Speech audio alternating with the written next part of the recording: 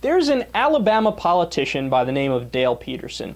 Now, actually, he's not even really a politician. He's a wannabe politician. He ran for agriculture commissioner. And he got famous because of his ad. His ad was just hilarious. And in the ad, you know, he's got his Alabama accent. He randomly pulls a gun out of nowhere in the ad, just casually holding it. Like, yep, this a rifle. Mm-hmm. In fact, I have the ad for you here. Let's listen. I'm Dale Peterson, and I'm after the Republican nomination for Alabama Agriculture Commissioner. I've been a farmer, a businessman, a cop, a Marine during Vietnam. So listen up. Alabama Ag Commissioner is one of the most powerful positions in Alabama, responsible for $5 billion.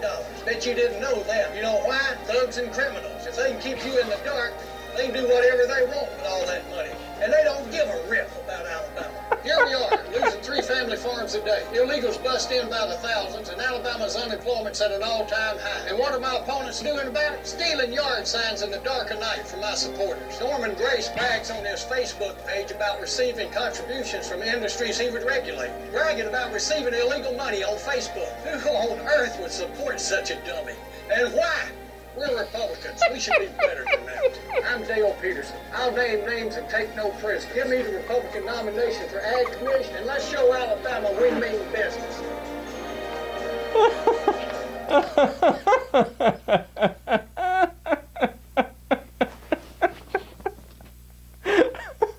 I can't get enough of that ad, man. My 2 favorite parts. They don't give a rip. And then, of course, thugs and criminals. Because it doesn't even fit in the sentence when he says it. Wait. I gotta play that back one more time. Bear with me.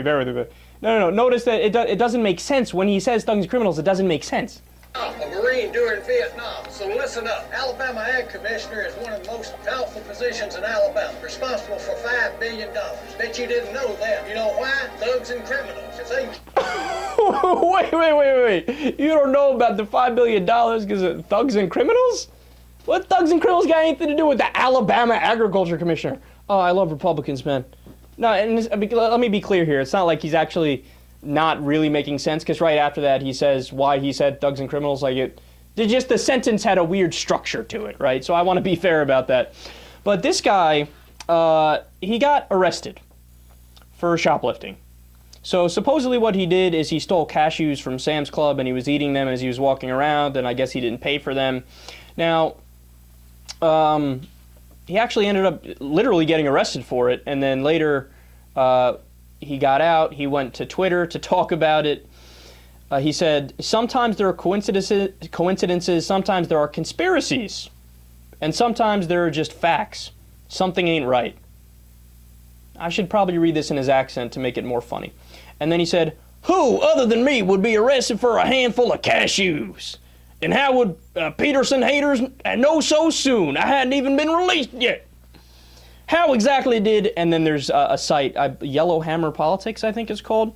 How did Yellowhammer Politics know about my day and my handful of cashews before my wife did? They don't give a rip. All right, I made up the rip part and threw it in there. But, he thinks there's some kind of conspiracy against him, that people are out for him. And look, you could say, well, Kyle, you know what, whatever. He just ate a handful of cashews, and who knows, maybe he forgot to pay for it as he walked out or whatever. And look, honestly, I think that's a fair point. That might even be true, right? But this actually is not the first time he got arrested.